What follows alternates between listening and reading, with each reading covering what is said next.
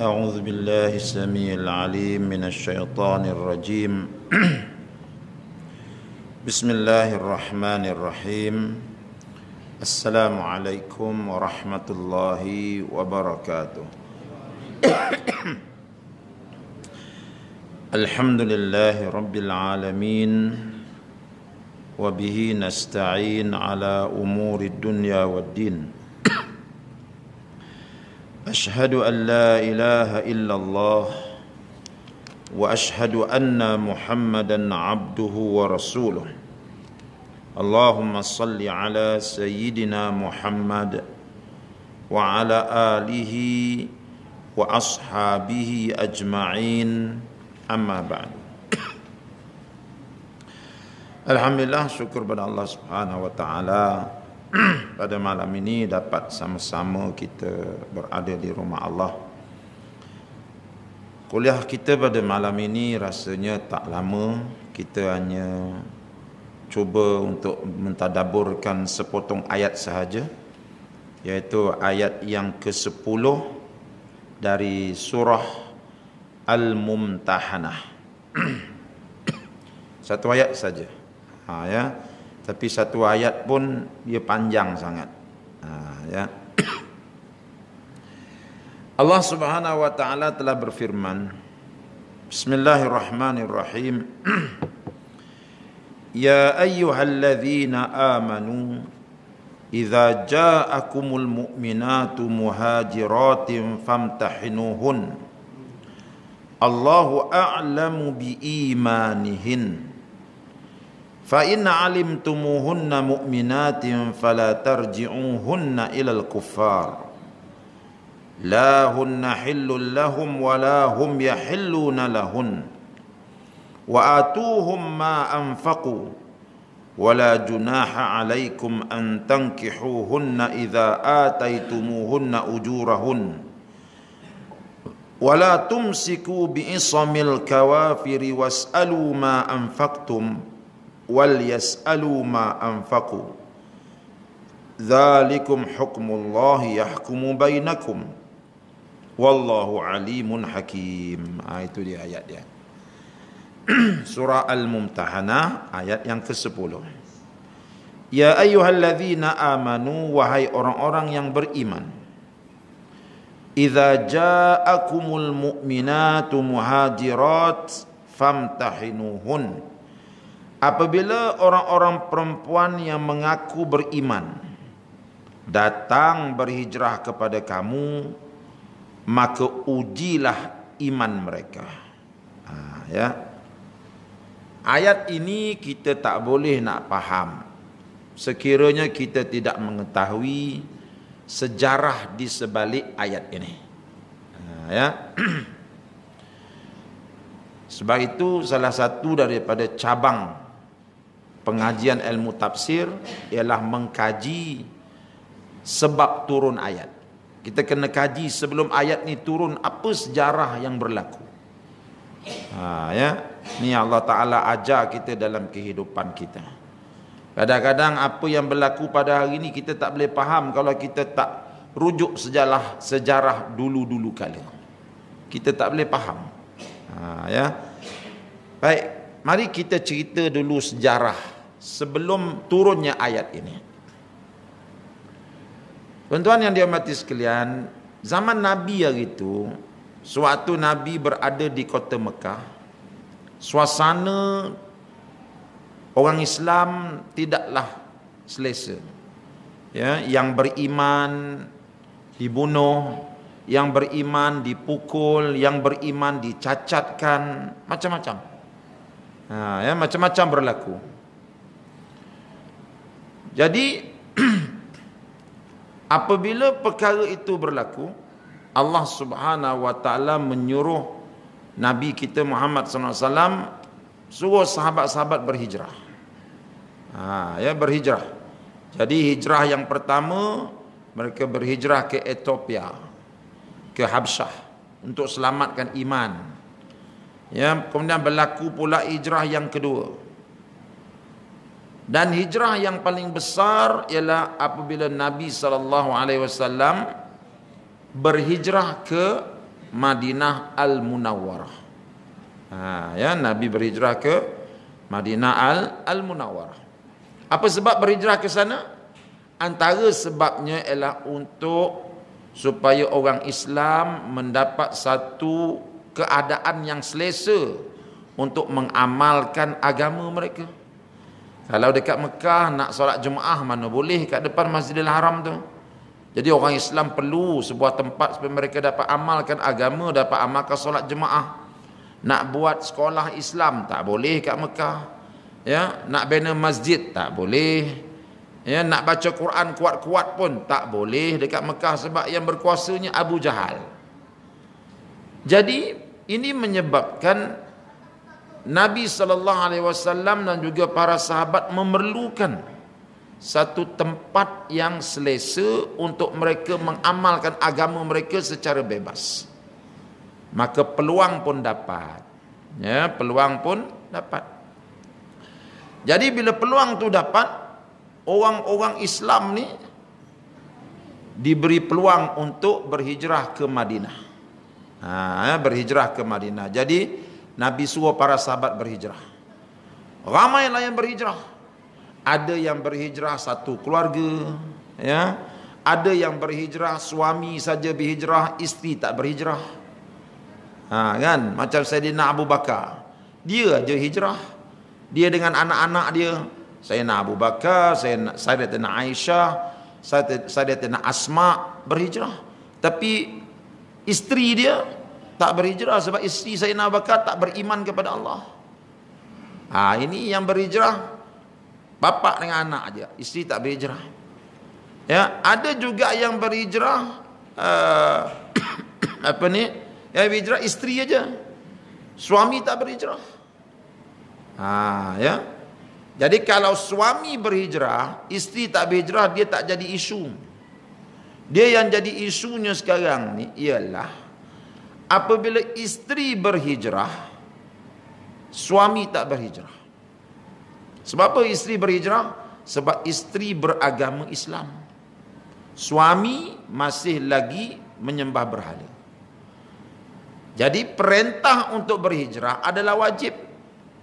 Dan para sahabat, ya, terutamanya yang wanita-wanita ni, mereka terseksa duduk di Mekah.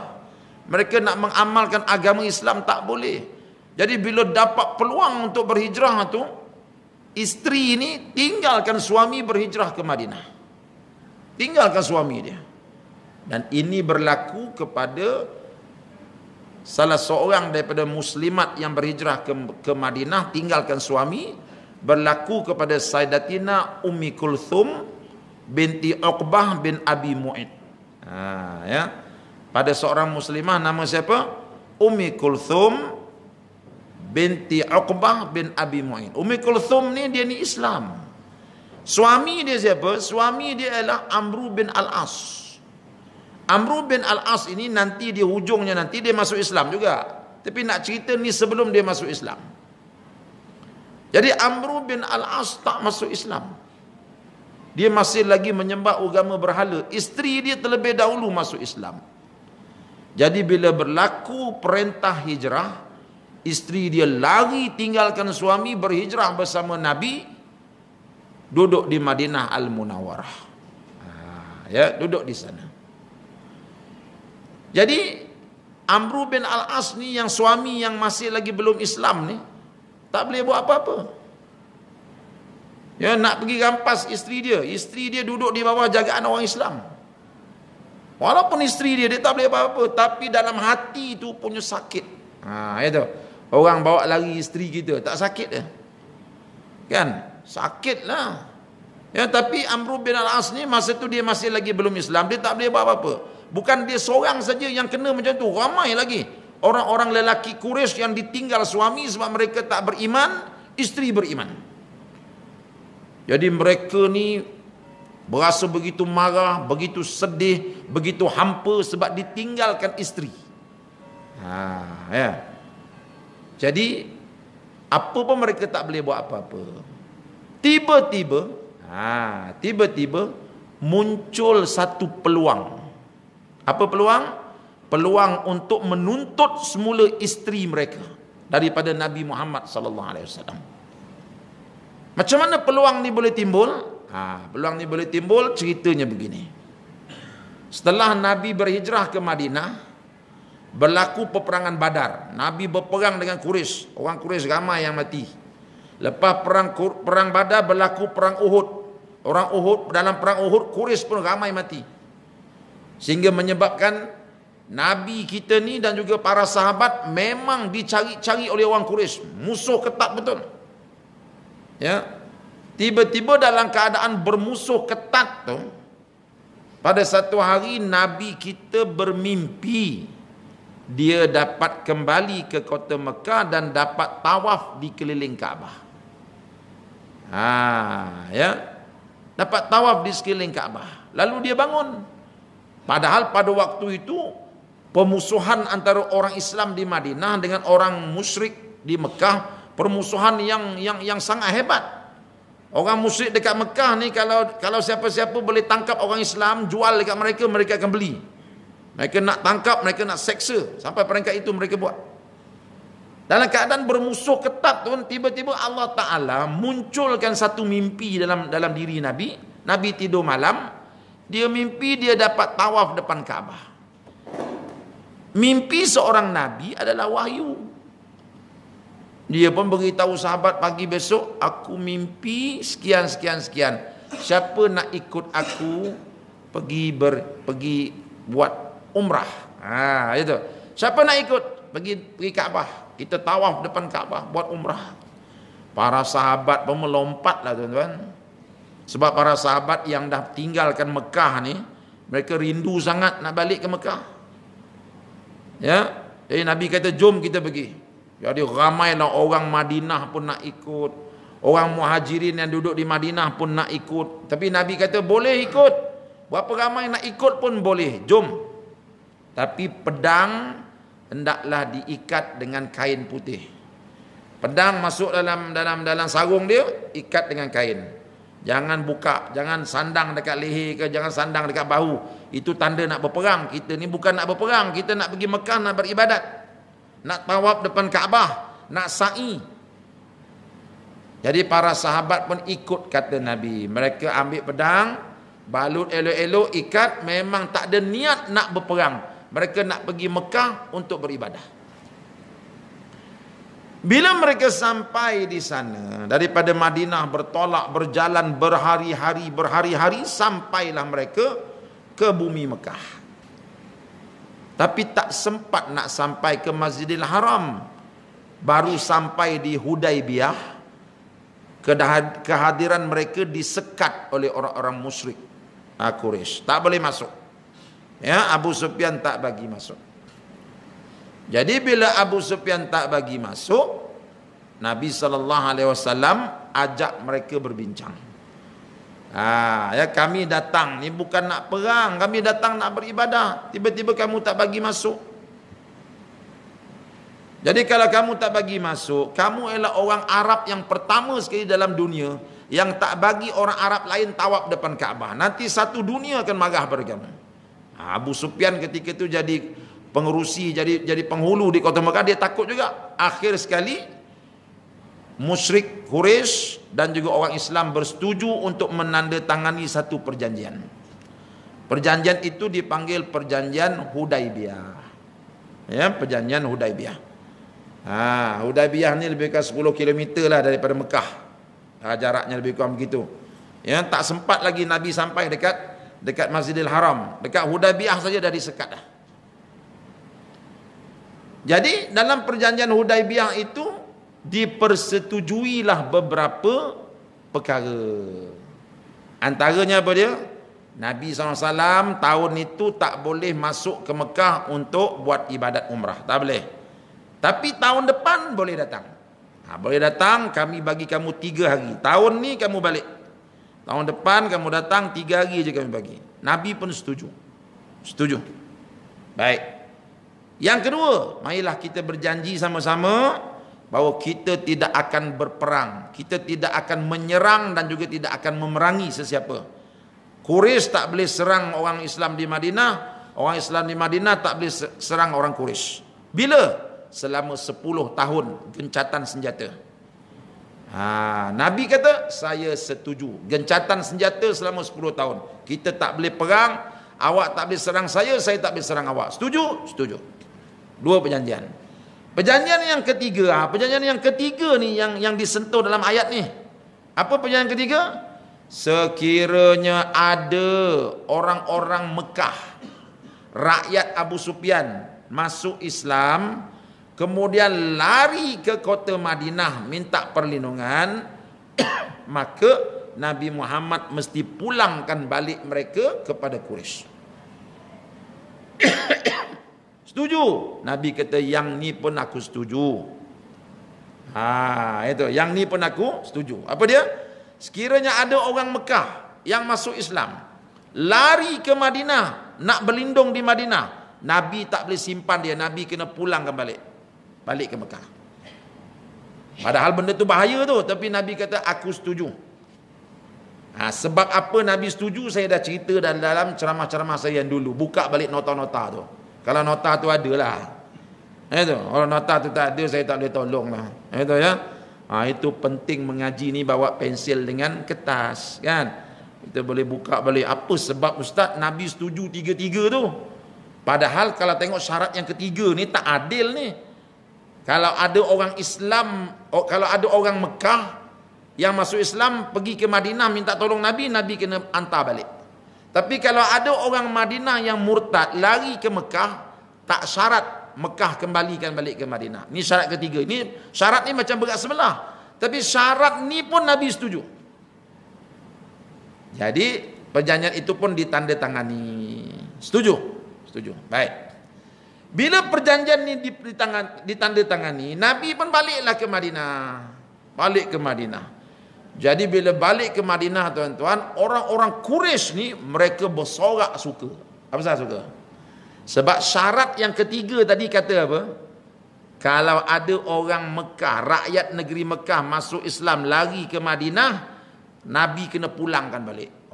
Ketika itu Amr bin Al-As, dia hantar anak bujang dia. Itu, dia ada anak bujang dia. Dia kata, "Man, Ali, kau pergi ke Madinah, kau ambil mak kau balik-balik. Mak kau masuk Islam, ikut agama Nabi Muhammad, dia tinggalkan aku. Makan Maggi aku kat sini. Itu. Sekarang ni kau pergi ambil balik mak kau balik sini. Sebab apa? Sebab dalam perjanjian Hudaibiyah, Muhammad sudah setuju, kalau ada rakyat negeri Mekah masuk Islam, lari ke Madinah, dia kena pulangkan balik. Amr bin Al-As ni, tuan-tuan, memang dia terkenal sebagai ahli politik. Dia cerdas. Hatta bila dia dah masuk Islam pun, Nabi gunakan dia untuk urusan-urusan diplomasi. Dia orangnya bijak. Sebab itu bila Islam berjaya menaluki Mesir, Amr bin al-As dilantik menjadi gubernur Islam yang pertama di Mesir. Itu selepas dia masuk Islam lah. Ni cerita sebelum dia masuk Islam. Dia beritahu anak dia, kau pergi ambil balik mak kau. Jadi anak dia pun tuan-tuan bawa bonza-bonza ni, badan besar-besar, pergi ke Madinah, ketuk pintu rumah Nabi Muhammad. Betul? Nabi pun keluar. Ada apa yuk? Kami datang ni nak ambil mak kami balik. Nabi kata, "Abang, kau nak ambil mak kau? Mak kau dah jadi orang Islam, dah duduk sini okey dah." Tak, dalam perjanjian yang kau setujui, dakwatnya pun belum kering lagi. Ini istilah ni digunakan oleh Quraisy. Ya Muhammad, dakwatnya belum kering lagi. Engkau yang setuju, kalau ada rakyat Mekah masuk Islam, lari ke tempat kau kena pulang kembali. Mak kami orang Mekah, suami kepada ayah kami Amr bin al-As, sekarang dia lari tinggalkan bapa, duduk di Madinah. Engkau lindung dia, dalam perjanjian kata engkau kena kembalikan balik. Kembalikan balik mak kami. Nampak tuan-tuan? Jadi tak ke Nabi dah terkepit kat situ. Agaknya lah kalau dia dapatlah semula isteri dia, tuan-tuan, apa dia buat agaknya? Itu. Biasa orang lelaki kalau isteri lari dapat balik aja kita start kita bawa pergi habis jual, betul tak? Kau ambil berapa dulang emas kau nak pujuk, betul tak? Tapi Amr bin al-As bukan itu niat dia. Betul? Kau pergi ambil mak kau, dia tahulah aku siapa. Nampak tu? Ya. Jadi kalau mak dia ni dapat dibawa balik berdasar kepada perjanjian ini, maka ketika itu si perempuan ini akan dihantar ke Mekah. Dan bila dihantar ke Mekah, nasib dia kita tak tahu jadi apa. Mungkin dia akan dipukul, akan diazab, dipaksa keluar daripada Islam. Tapi Nabi sudah tanda tangan perjanjian itu. Nampak? Jadi ketika itulah tuan-tuan, Nabi SAW menunjukkan dia punya talent, dia punya bakat dalam bidang politik. Tengok ni. Sebab tu Nabi kita, dia seorang ahli politik. Ya, dia ahli politik yang bijaksana tetapi yang jujur lah, gitu ya. Ahli politik yang bijaksana dan jujur. Dia kata, gini Mat, memang aku yang tanda tangan perjanjian tu, betul.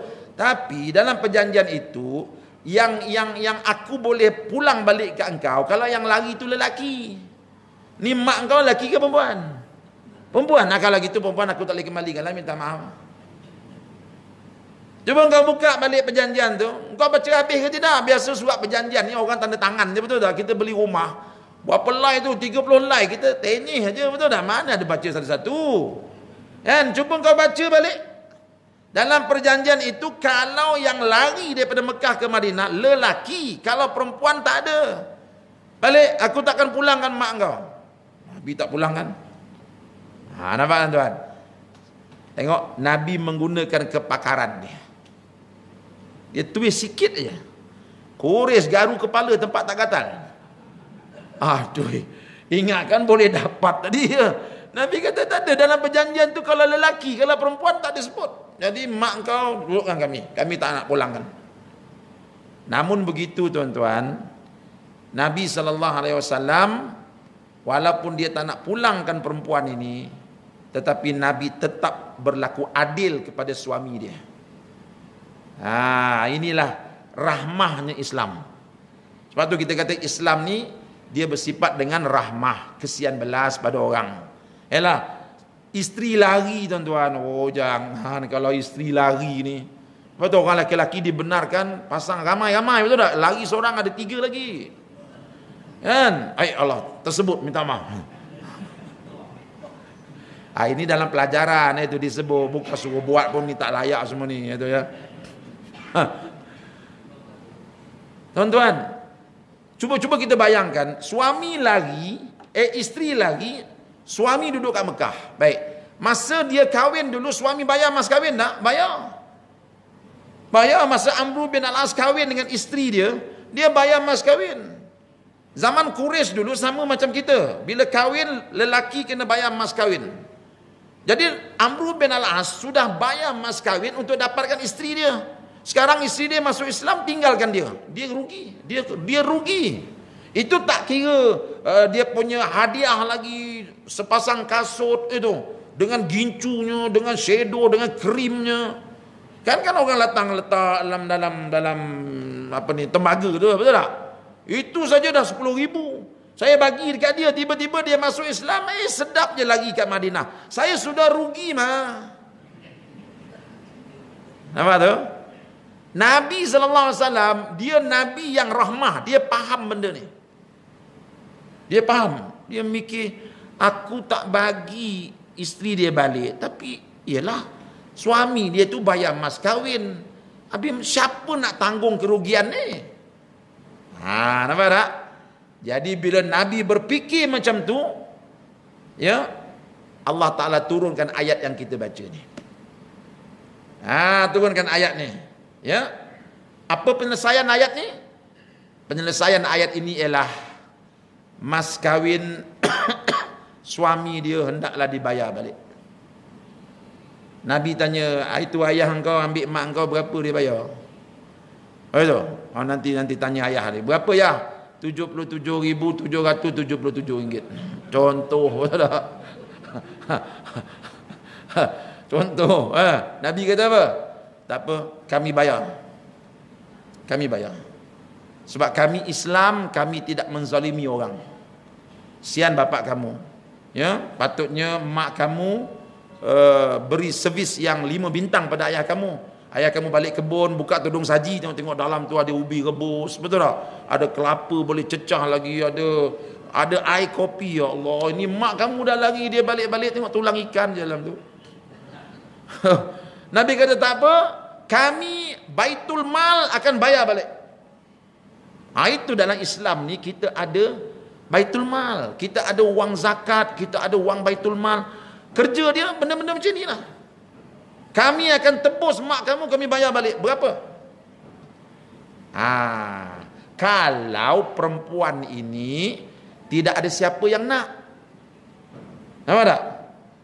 Tiba-tiba Ummu Kulthum ni cantik, tuan-tuan. Lawa Arab, tuan-tuan. Itu, tapi lawa lagi orang Melayu. Sebab tu saya mana ada kahwin dengan Arab, tuan-tuan. Ada. Ya. Lawa Ummu Kulthum ni cantik. Ada orang minat dekat dia. Siapa minat dekat dia? Sayyidina Uthman bin Affan. Layaklah Uthman ni gaji dia seminit 20,000. Layaklah, betul tak? Seminit 20,000 tu. Ya, layaklah dia ambil isteri kedua. Dia tengok, lawa lagi si Ummu Kulthum ni. Ya Rasulullah, kalau gitu bagi kat aku je lah. Aku ambil dia lah. Daripada Islam kena bayar dia, biar aku bayar. Sebab aku pun kaya. Nabi kata, oleh kerana engkau nak ambil Ummu Kulthum, engkau bayar 77,000 tadi kat suami dia. Sebab engkau nak ambil isteri dia. Jadi baitul mal tak bayar, lelaki yang nak ambil dia engkau bayar. Kata Sayyidina Uthman, no problem, 77,000 bukan banyak sangat. Itu berbanding dengan Ummu Kulthum ni, perempuan yang solehah, tak pernah menjerit pada suami. Saya bayar Rasulullah, saya nak Uthman bayar. 77,000 bagi pada suami dia. Lepas dia bagi tu, kata Rasulullah, ya Uthman, itu 77,000 kau bagi pada suami dia. Boleh ke saya kahwin dengan Ummu Kulthum? Nabi kata belum lagi. 77,000 untuk suami dia, supaya kita tak buat zalim kat suami dia. Walaupun suami dia bukan orang Islam, kita tak boleh buat zalim kat dia. Bayar balik. Tapi bila kau nak kahwin dengan Ummu Kulthum, mas kahwin dia itu cerita lain pula. Mana boleh kau ambil free-free gitu, bukan ambil burung lah sangka ni. Itu. Ya, kamu kena bayar mas kahwin untuk dia. Jadi Uthman bin Affan, dia tak kisah dia jutawan, tuan. Saya bayar. Berapa mas kahwin dia? Dia bayar mas kahwin Ummu Kulthum dan dia bayar duit bekas suami dia. Nampak tak? Jadi tuan-tuan dapat belajar apa kat sini? Kita dapat belajar bagaimana Islam ni satu agama yang tak akan menganiaya sesiapa. Islam, sebab tu Islam namanya Islam. Kan? Kalau Islam ini menganiaya orang, tak layak diambil nama Islam. Islam artinya selamat, sejahtera. Sebab tu agama kita ni agama yang kalau kita amalkan, dunia ni akan jadi sejahtera. Cuba tuan-tuan baca sejarah Yahudi yang sekarang mengganas dekat Palestin. Dulu mereka ini dizalimi oleh Hitler. Betul tak? Mereka lari dengan kapal, tak ada siapa nak terima dia. Akhir sekali mereka mendarat dekat Palestin. Dekat kapal tu, tolonglah kami orang Yahudi nak balik Eropah, tak boleh, kena sembelih, terimalah kami. Betul tak? Akhirnya orang Islam di Palestin terima mereka, orang Islam di Turki terima mereka. Sebab kita ni orang Islam, agama kita ni agama yang kesian belas pada orang. Ni dalam keadaan tengah berperang sekarang ni pun, ya, berapa ramai orang dia kena tawan. Menurut maklumat yang kita dapat daripada teman-teman di dalam, dia kata apa? Sekarang ni orang-orang tawanan yang duduk dekat bawah tanah tu, mereka kita layan dia makan satu hari berapa kali kita bagi makan. Yang luka kita rawat, yang sakit kita rawat. Walaupun dah jadi tawanan, walaupun orang Yahudi tembak orang Islam, tapi Islam ini agama selamat. Orang tawanan mesti dilayan dengan baik. Nampak tu? Ya. Jadi ini Islam. Patutlah tuan-tuan, Amru bin Al-As, bila dia dapat duit tu, anak dia balik, ya, mak tak dapat, ya, duit dapat. Mak kau mana? Entah, Muhammad kata bayar ganti rugi. Amru bin Al-As kata, kalau boleh ganti rugi tak apalah tu, aku boleh guna duit ni bunga bekas kuntum, betul tak? Duit yang aku dapat ni boleh buat honeymoon lagi lepas ni. Betul? Dia pun ambil duit tu, dalam hati dia kata apa? Islam ni bagus. Bagus Islam ni. Aku ingatkan mereka ni akan ambil isteri aku begitu saja, tapi dia bayarnya ganti rugi. Mana ada agama macam tu dalam dunia ni tuan-tuan? Masih lagi memikirkan ganti rugi orang. Padahal Amru bin Al-As tu bukan orang Islam, orang kafir tu. Ya, ini Islam. Sedia bayar ganti rugi. Ya, memang dalam Islam ni tuan-tuan kita tak ambil. Kita tengok dalam sejarah-sejarah Islam, Nabi tak pernah ambil hak orang ambil begitu saja. Dia bayar. Cuba tengok tu Masjid Nabawi sekarang ni. Masjid Nabawi yang kita pergi semayang sekarang ni, masa Nabi mula-mula sampai kat situ, tapak tu ialah tapak yang dimiliki oleh anak yatim. 2 orang anak yatim, bapak dia tinggalkan tanah tu, dia jadikan tanah tu tempat dia mengeringkan korma. Buah korma tu dia jemur, itulah tapak dia. Tiba-tiba Nabi nak bina masjid di situ. Itu milik anak yatim. Kan? Dibayar, bukan diambil aja, dibayar. Lalu dibina masjid di atasnya. Tak ambil, ya, sebab kita agama yang rahmah.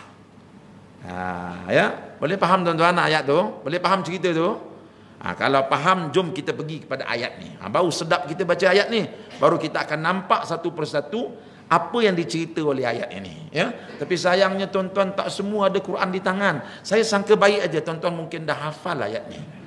Tak apa. Islam kan suruh kita sangka baik, betul tak, ya? Baik, saya biarlah. Saya tak hafal, sebab tu saya ada Quran depan saya. Ya, gitu. Baik. Baik, dengar ni. Ya ayyuhalladzina amanu idza ja'akumul mu'minatu muhajiratin famtahinuhun. Wahai orang-orang yang beriman, apabila orang-orang perempuan yang mengaku beriman datang berhijrah kepada kamu, maka ujilah iman mereka. Bila Nabi buat macam tu, dibimbangi ramai lagi perempuan akan berhijrah. Maka Allah kata boleh, tapi syarat mana-mana wanita daripada Mekah atau pada mana saja datang ke Madinah minta perlindungan, tanya dia dulu, engkau muslimah ke ataupun bukan muslimah? Saya Islam. Saya tinggalkan suami saya sebab saya menganut ajaran Islam. Suami saya tak nak Islam, saya terpaksa lari. Baik, kalau betul kau Islam, baca rukun Islam. Dia pun baca 5 rukun Islam. Baca rukun iman, 6 rukun iman. Baca Fatihah, lulus. Itu. Baca rukun semayang, lulus. Betul lah dia orang Islam. Sila, kami akan bagi perlindungan kepada kamu. Tapi kalau yang datang tu mengaku tolonglah lindung kami. Kau Islam ke? Islam. Rukun iman berapa? Entah. Ini bukan Islam, ini saja nak lari daripada suami ni. Ini saja nak lari daripada suami. Yang ini kata Allah jangan terima, hantar dia balik. Kita hanya terima wanita-wanita yang lari daripada suami kerana nak menyelamatkan iman mereka. Ini maksud ayat ini. Ya, maka perlu diuji dulu iman mereka kata Allah. Jangan cepat percaya. Sebab tu dalam agama kita tuan-tuan, dia mengajar kita jangan jadi orang yang cepat percaya. Nak pala perempuan ni kan dia punya senjata kan air mata, betul tak? Sekali dia merengek air mata setitik jatuh, habis orang lelaki-lelaki. Betul? Allah ajar kita jangan percaya, itu perempuan tu, betul? Uji dulu iman dia, betul ke dia datang ke Madinah ni kerana nak selamatkan iman dia. Kalau ya, sila, kalau tidak halau dia balik. Sebab kita tak nak bersekongkol dengan kejahatan dia. Nampak tu, ya? Jadi ayat ini mengajar kita jangan jadi orang yang cepat percaya. Sama ada kepada perempuan, pada lelaki, ya. Janganlah cepat percaya, ya. Ini anak zaman internet sekarang ni, macam-macam masuk berita dah. Ya, sekarang ni kita buka, jangan cepat percaya dan jangan cepat edarkan, viralkan. Takut kita pun tak percaya, kita viralkan. Ya. Jadi Allah kata jangan percaya, uji iman mereka dulu. Allahu a'lamu bi imanihin. Allah lebih mengetahui akan iman mereka. Jadi Allah suruh uji tu supaya kamu tahu status mereka, supaya kita tidak bersubhat dengan kejahatan mereka. Tapi Allah sendiri dia tahu mereka itu benar ataupun tidak. Fa in alimtumuhunna mu'minatin fala tarji'uhunna ilal kuffar. Azan dulu lah, ya.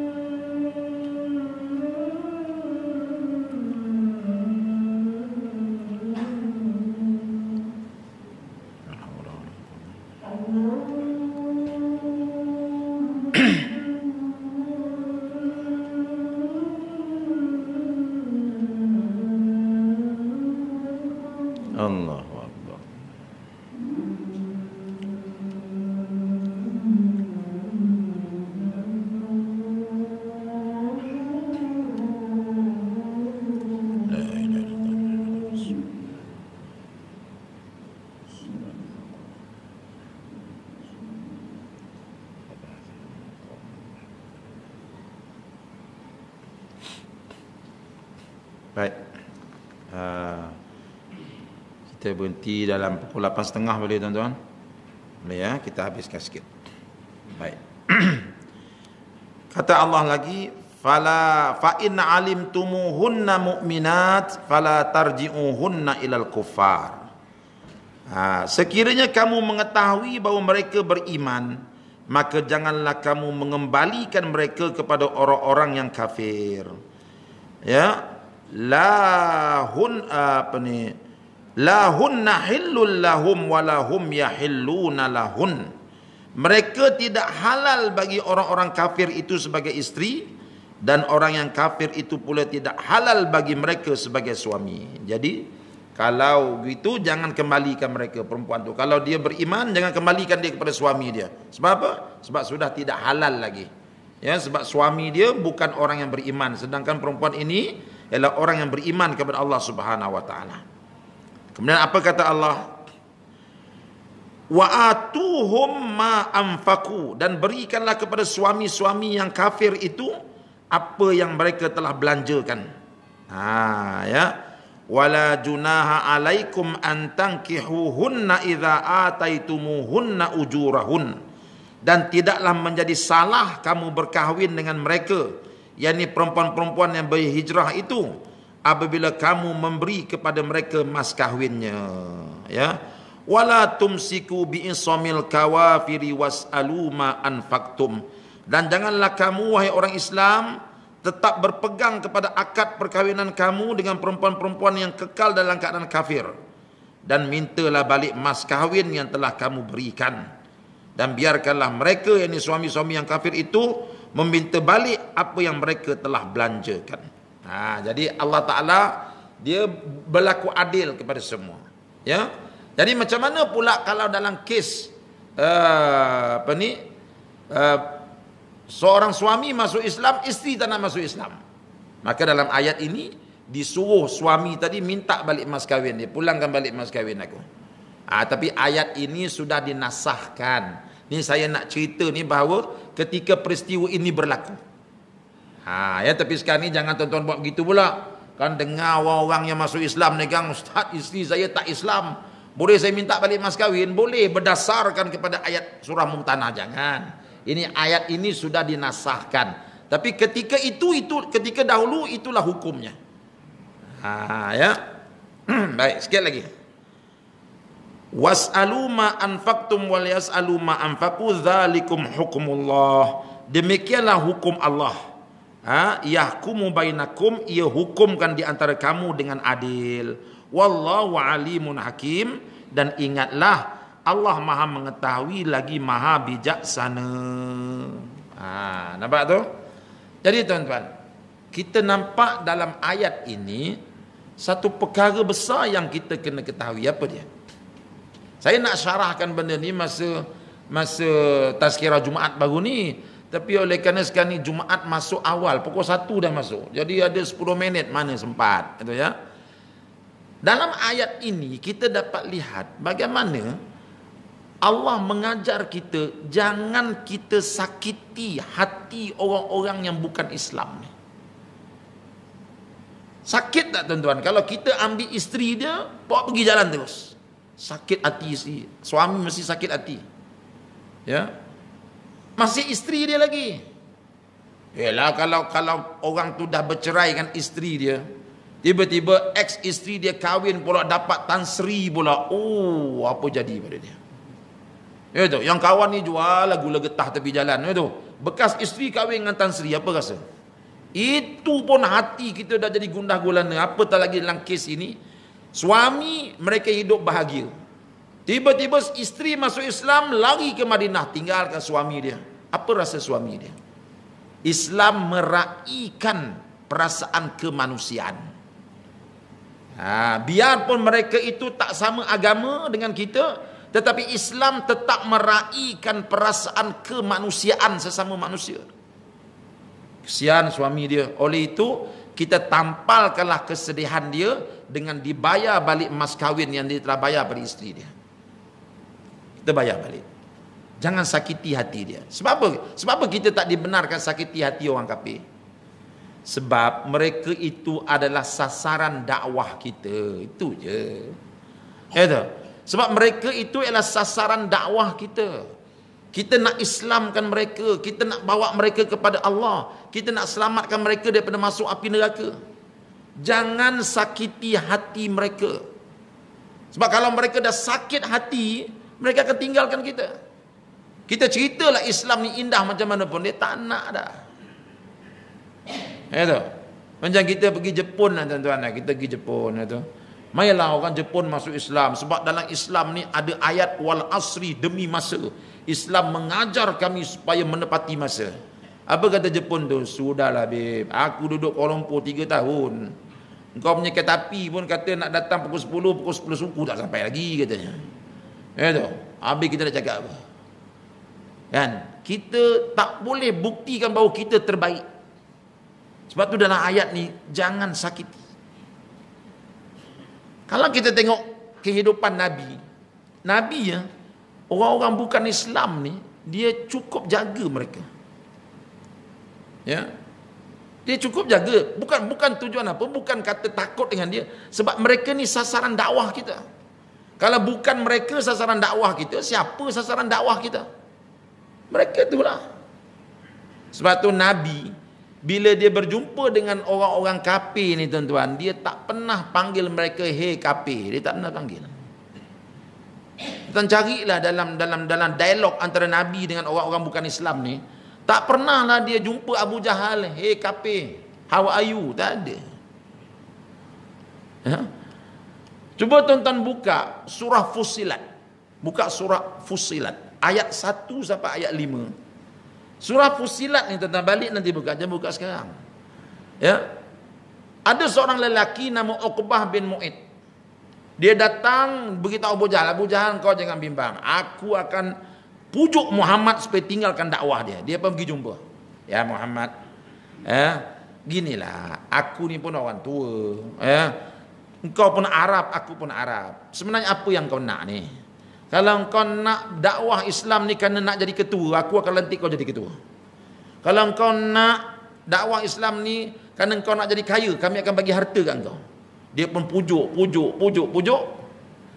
Dalam hadis tersebut, bila dia dah habis pujuk tuan-tuan, Nabi kata apa? Hal intahaita ya Abul Walid. Nabi kata apa? Apakah engkau dah habis cakap dah, wahai Abu Walid? Orang Arab tuan-tuan, perangai mereka tak suka kita panggil dia nama. Tak boleh. Kalau kita tahu kawan kita nama Ali, jangan panggil Ali, kita kena panggil Abu Salim. Macam saya, anak saya nama Saifullah, anak usulung saya. Jadi jangan panggil saya Uda, panggil saya Abu Saif. Orang Arab macam tu. Tapi kerana saya Melayu, tak apalah panggil Uda tu. Tapi orang Arab, dia suka orang panggil dia dengan Abu. Jadi Nabi kata apa? Hal entahaita ya Abul Walid. Dia tak kata hal entahaita ya kape. Tak ada. Nabi tak guna istilah kape kepada orang yang bukan Islam. Dia cari istilah yang paling lembut. Hal entahaita ya Abul Walid. Engkau dah selesai ke Abul Walid bercakap? Sekarang ni turn aku pula, bagi aku bercakap. Itu yang Nabi baca surah Fussilat tu. Nabi baca ayat 1 sampai ayat 15. Sampai dia tutup mulut Nabi. Ya Muhammad, cukup. Aku dah tak boleh dengar ayat kau ni. Aku dah tak boleh dengar dah. Ya Allah, hebatnya. Dia pun kata, dia pun balik. Dia balik, Abu Jahal tanya apa? Apa jadi? Dia kata, wahai Abu Jahal, wahai Abu Lahab, ginilah. Aku sudah duduk dengan Muhammad. Aku dengar dia baca Quran dia. Engkau biarkanlah dia berdakwah. Engkau biarkan dia berdakwah. Sebab apa? Sebab apa yang dia ajar tu akan menjadikan dia tuan dalam dunia ini. Dia akan menang dalam dakwah dia. Dan bila dia menang nanti, yang senangnya kita juga. Sebab dia Arab, kita Arab. Biarlah dia berdakwah, jangan kita kacau dia lagi. Padahal Uqbah bin Mu'id ni kepala penyangak ni.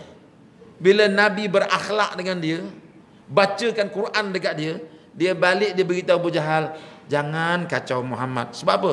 Bagus orang dia. Yang dia cakap pun bagus semuanya. Apa kata Abu Jahal? Engkau ni dah kena sihir dengan Muhammad kau ni. Tapi nak ceritanya bagaimana approach Nabi dengan orang bukan Islam, dia masuk lembut. Al intahaita ya Abul Walid, kau dah selesai dah Abul Walid bercakap, bagi aku izin pula untuk bercakap. lembutnya Nabi bercakap dengan orang bukan Islam. Saya cari juga ada tak Nabi guna istilah kafir kepada orang bukan Islam? Saya tak jumpa.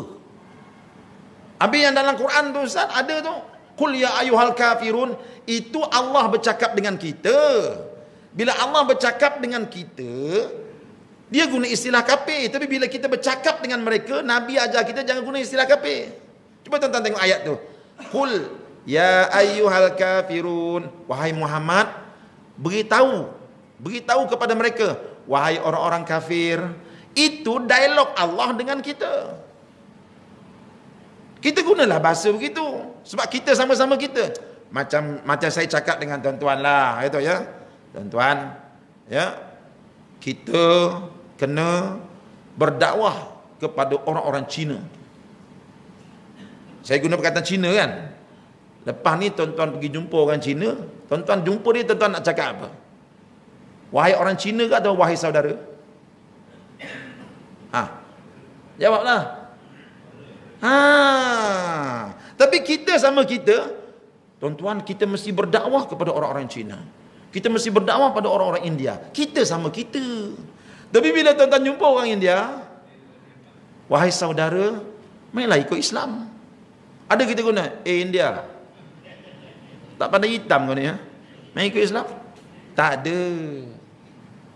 Nampak dah tu?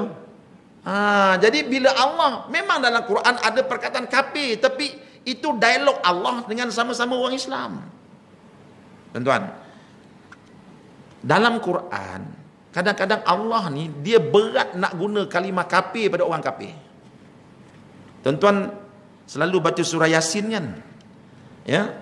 Mari kita tengok ayat surah Yasin, ayat yang keberapa? Ayat yang ke-6. Ya, Allah kata apa?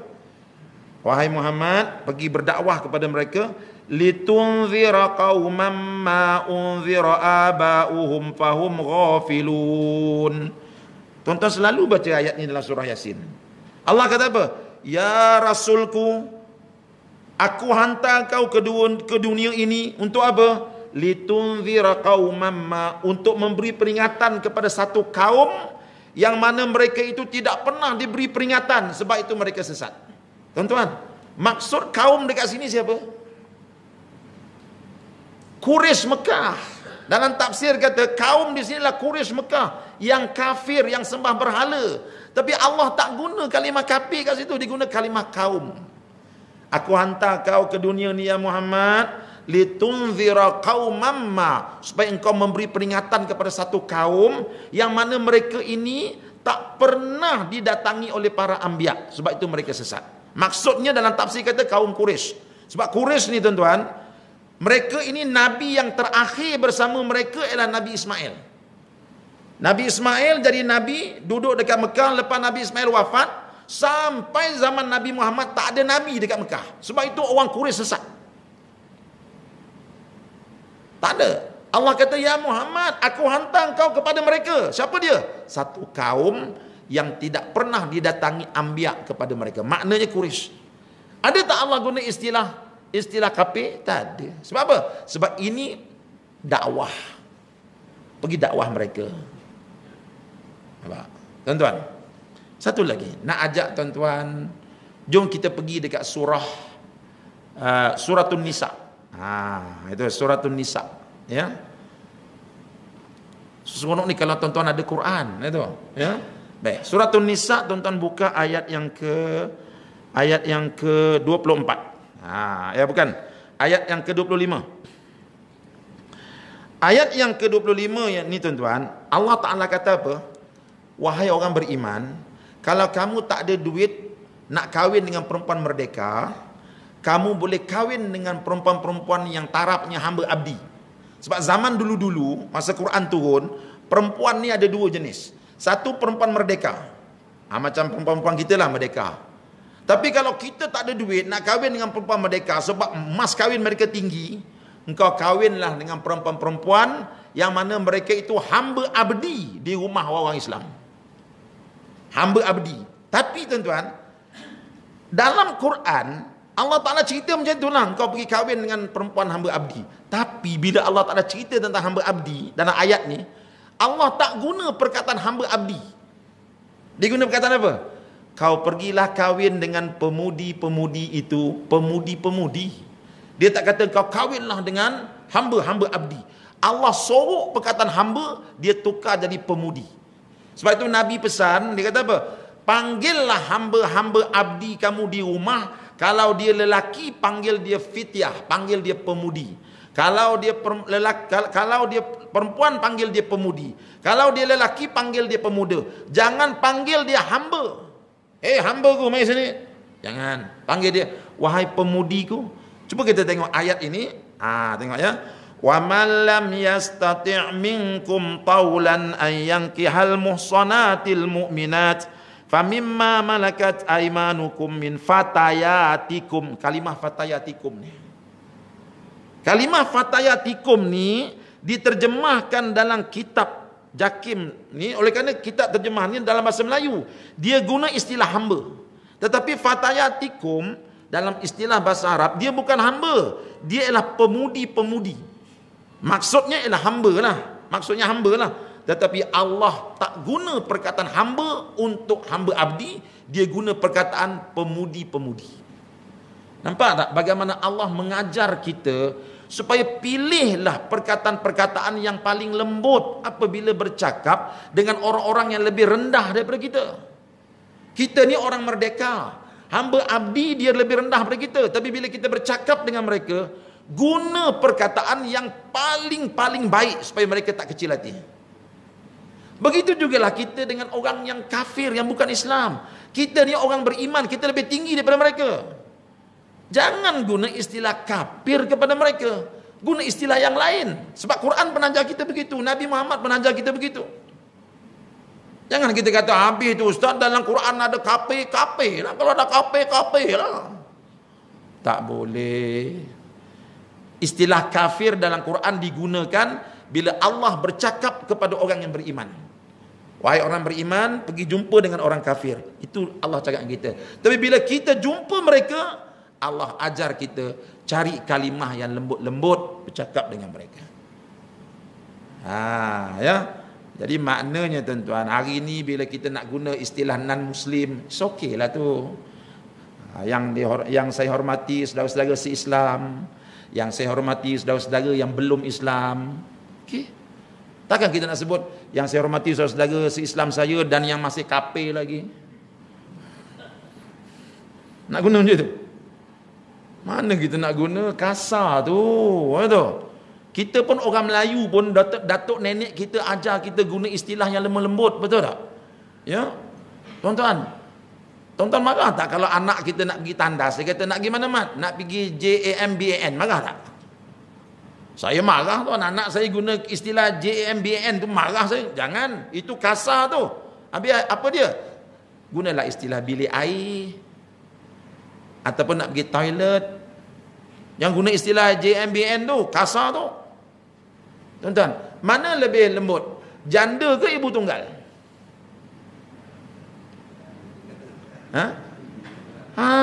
Jangan guna istilah JNDA tu. Bila kita berjumpa dengan mereka, kepada janda-janda sekalian, apa khabar?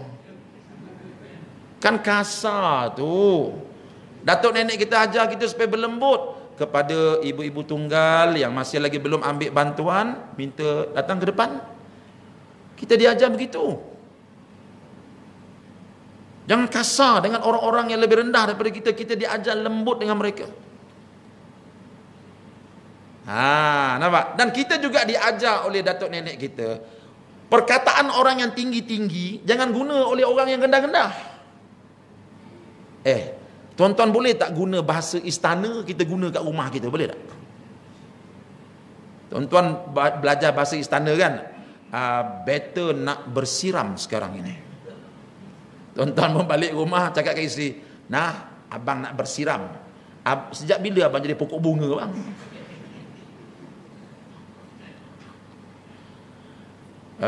Patik nak beradu sekarang ini. Kita balik beritahu isteri kita, yang abang nak beradu apa bang? Nak beradu tangan dengan saya? Kita diajar dalam bangsa Melayu kita, bahasa orang yang tinggi, orang rendah jangan guna, nanti jadi lain. Itu, Patik nak bersantap. Oi, kalau cakap dengan isteri saya mengamuk dia. Santap apa bang? Itu. Dan bila kita orang rendah bercakap dengan orang yang lebih tinggi, kita kena beradab. Dan kita jangan guna bahasa orang tinggi dalam kita, tak boleh. Saya dekat universiti cakap dengan anak-anak murid, oi bahasa saya dahsyat, ilustrasi, inovasi, semua si. Tiba-tiba saya pergi ceramah dekat estate, guna bahasa tu. Tak mati orang estate nak maafnya. Ya tu. Jadi setiap tempat ada bahasanya. Sebab itu bila Allah bercakap dengan kita tentang orang bukan Islam, dia guna istilah kafir. Itu dari bahasa orang tinggi kepada orang rendah. Itu, Allah itu tinggi bercakap dengan kita rendah, dia guna kafir. Kita tak boleh guna bahasa orang tinggi untuk cakap sama-sama kita. Nanti jadi rosak. Itu, ya. Jadi dalam datuk nenek kita memang sudah ikut Islam tuan-tuan, sejak dari dulu lagi dah ajar kita. Tapi entah macam mana sekarang ni ada virus sudah masuk dalam otak kita, sehingga kita sudah lupa budaya lemah lembut yang diajar oleh datuk nenek moyang kita. Sehingga kita nak berkasar je. Panggil je kafir kat orang bukan Islam tu. Habis dah, kalau tak itu apa lagi? Allah pun kata kafir. Kau ni kena tengok kitab tafsir macam mana istilah kafir itu digunakan. Perbincangan kita sekadar perbincangan ilmiah, tidak ada kena mengena dengan orang yang masih hidup ataupun masih mati. Ini perbincangan ilmiah itu saja. Ya, supaya kita ni faham istilah-istilah ini. Ya. Jadi tuan-tuan yang saya kasih sekalian, begitulah rahmahnya Islam kepada kita, sehingga lelaki yang kehilangan isteri pun Islam kata pergi bayar balik mas kahwin dia, jangan ambil percuma, bayar balik. Ya, dan kalau kamu nak kahwin dengan perempuan ni, bayar kat suami dia, dan kamu kena bayar mas kahwin kepada perempuan ni pula. Jangan tak bayar. Sebab perempuan itu sudah memberi khidmat kepada kamu. Ya, inilah rahmahnya Islam kepada kita, ya, sama ada kepada orang bukan Islam, apatah lagi kepada sesama Islam. Ya, peperangan yang berlaku dekat Palestin ni tuan-tuan, satu rahmat kepada kita. Apa dia? Orang bukan Islam mula melihat Islam ni bagus agama dia. Orang-orang tawanan yang dilepaskan oleh Al-Qassam, mereka sendiri beritahu dunia, kami dilayan oleh Al-Qassam dengan layanan yang sangat baik. Kami diubati, kami dirawat, kami diberi makanan. Tengok tuan-tuan. Satu hikmah orang boleh faham Islam tu apa. Jadi inilah Islam yang perlu kita amalkan dalam kehidupan kita. Lebih-lebih lagi bila kita hidup dalam masyarakat yang berbilang bangsa, yang berbilang agama. Kita bawa Islam, insya-Allah tuan-tuan, mereka akan terpikat dengan Islam ini. Islam apa? Islam rahmah. Bukan Islam yang mengganas, bukan Islam yang kasar, bukan Islam yang tidak beradab. Bawa adab-adab Islam itu, insya-Allah, ya. Akhir sekali tuan-tuan, kalau tuan-tuan buka satu hadis Nabi ni dia ada seorang budak tuan-tuan. Budak tu Yahudi budak ni, tapi dia suka main kat rumah Rasulullah. Budak tuan-tuan, dia main. Kadang-kadang dia tolong Rasulullah. Ya Abul Qasim, kau nak apa? Aku nak air, dia ambilkan air. Nabi layan budak tu. Anak Yahudi tu main kat rumah dia, Nabi layan. Tiba-tiba budak tu sakit. Nabi pergi ziarah anak Yahudi tu. Nabi ziarah dia, pergi jumpa dia, urut dia, usap dia. Nabi kata, aslim taslam. Nabi dakwah dia, masuklah Islam, kau akan selamat. Kan? Ya. Tapi kau tanya bapak kau dulu. Bapak dia ada kat depan tu. Nabi kata apa? Kau tanya bapak kau dulu. Anak dia tanya, "Yah, macam mana ya Muhammad ajak saya ikut Islam, macam mana?" Terpulanglah pada engkau, nak ikut ataupun tak ikut. Dia pun mengucap 2 kalimah syahadah. Nampak? Ya Allah, akhlaknya Rasulullah sallallahu alaihi wasallam. Ya, tuan-tuan, tidak ada gunanya kita menggunakan Islam yang keras, tak ada guna. Yang kita nak bawa ialah Islam yang bersopan santun, Islam yang pertengahan, yang wasatiyah, kerana inilah yang akan memikat hati orang untuk bersama Islam. Ya.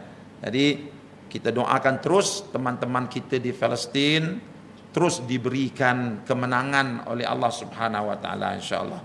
Tuan-tuan, ada seseparuh negeri dekat Malaysia ni mereka sudah letih menyebut tentang Palestin.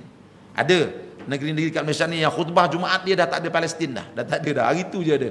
Tapi saya puji negeri Selangor, ya, sampai sekarang khutbah kedua negeri Selangor masih lagi mendoakan Palestin. Dan kita akan terus mendoakan bumi Palestin ini. Kalau ditakdirkan gencatan senjata berlaku, kita akan terus berdoa sampai kita beramai-ramai dapat solat berjemaah di Masjidil Aqsa insya-Allah. Ya, terus berdoa, beritahu anak-anak kita doa sama-sama. Kalau kita nak makan dengan suami, isteri kita, anak-anak kita dekat meja makan tu, betul baca Allahumma barik lana. Tapi tambah sikit sekarang ni, ya Allah, kami makan sedap ya Allah, Engkau berikanlah makanan kepada teman-teman kami di bumi Palestin ya Allah. Ya Allah, tak tergamak kami nak makan benda sedap ni ya Allah, sedangkan kawan-kawan kami di Palestin masih berlapar ya Allah. Tolong mereka ya Allah. Amin. Kita makan. Ya.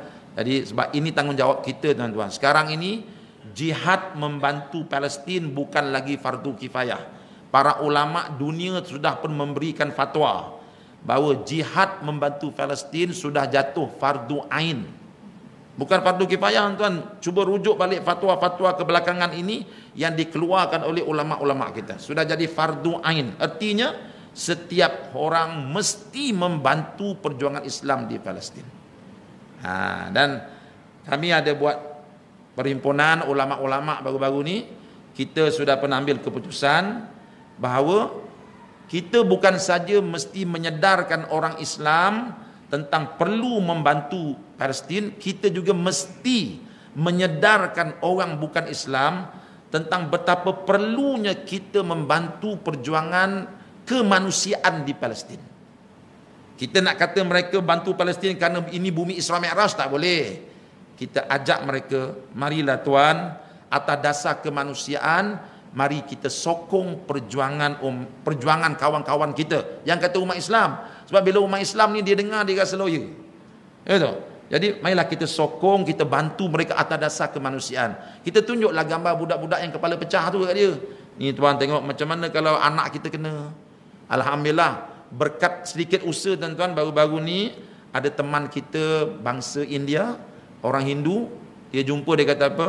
Saya ini kali di Bali saya tak ada raya lah. Saya tak beli baju baru. Tanya apa pasal lah remugam? Tak boleh lah bang, saya tengok itu sana Palestin, itu budak mati, itu rumah sudah pecah, saya tak boleh raya lah bang. Alhamdulillah, berkat kita hantar semua, kita viralkan gambar-gambar tersebut, ada orang bukan Islam yang sudah simpati. Jadi tuan-tuan yang ada dekat depan saya ni berperanan untuk memasukkan fahaman simpati atas dasar kemanusiaan terhadap kawan-kawan kita di Palestin kepada orang-orang yang belum Islam. Saya yakin insya-Allah mereka akan bersama kita. Ya, jadi kita perlu dunia bangun untuk menentang Israel sekarang ni, tak kira yang Islam ataupun yang bukan Islam. Ya.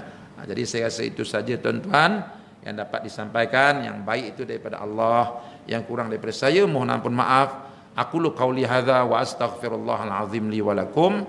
Assalamualaikum warahmatullahi wabarakatuh. Bismillahirrahmanirrahim.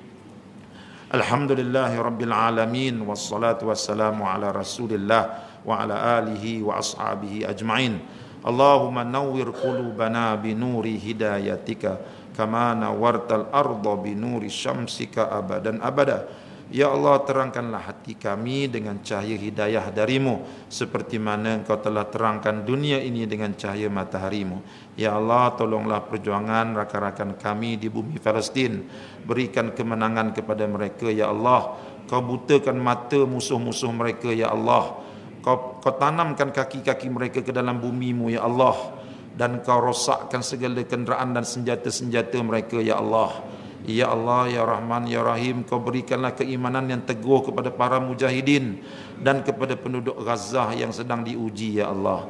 Dan terimalah syuhada-syuhada kami di bumi Palestin, Ya Allah. Ya Allah, berikan kepada mereka nikmat yang tidak terhingga di atas kesabaran mereka, Ya Allah. ya hayyu ya qayyum ya dzal jalali wal ikram. Sallallahu ala Muhammad wa ala alihi washabbihi wasallam. Walhamdulillahirabbil alamin.